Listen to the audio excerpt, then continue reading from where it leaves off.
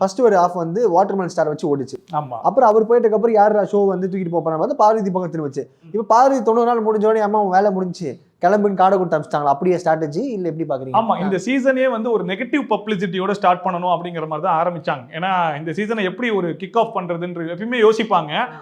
போன வாட்டி விஜய் சேதுபதி புதுசா ஹோஸ்டா வராரு அப்படிங்கிற மாதிரி ஒரு இருந்துச்சு. இந்த சீசன் பார்க்கும்போது வாட்டர்மெலன் ஸ்டார், வந்து அகோரி கலையரசன், அப்புறம் அரோரா சிங்க்ளேர் இவங்கெல்லாம் உள்ள வந்திருக்காங்க போது ஏன் இவங்கெல்லாம் உள்ள வராங்க அப்படிங்கிற மாதிரி ஒரு நெகட்டிவான ஒரு பப்ளிசிட்டி எல்லா பக்கமும் போச்சு.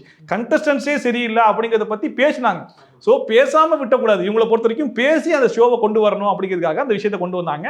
அதுக்கேற்ற மாதிரி வாட்டர்மெலன் ஸ்டார் பக்காவா கண்டென்ட் வந்து வீட்டுக்குள்ள வந்து கொடுத்தாப்புல ஒரு 60 days போதும் அப்படிங்கிற மாதிரி அமைச்சிட்டு ஒயில்ட் கார்டு என்ட்ரியில் அந்த 4 பேர் வந்து கொஞ்சம் நல்ல வெல் நோன் கண்டஸ்டன்ஸா உள்ள வந்தாங்க. அதுக்கப்புறம் கண்டஸ்டன்ஸ்லாம் ஓரளவுக்கு நல்லா இருக்காங்க அப்படிங்கிற மாதிரி இருக்கும்போது கண்டென்ட்டுக்கு பஞ்சமா இருந்துச்சு. சாண்ட்ரா இறங்கி கொஞ்சம் கண்டென்ட்லாம் கொடுக்க ஆரம்பிச்சாங்க. அவங்க பார்வதியை எதிர்த்து ஒரு கேம் ஆடுவாங்கன்னு எதிர்பார்க்கும் போது பார்வதியோட சேர்ந்து ஒரு கேம் ஆட ஆரம்பிச்சாங்க.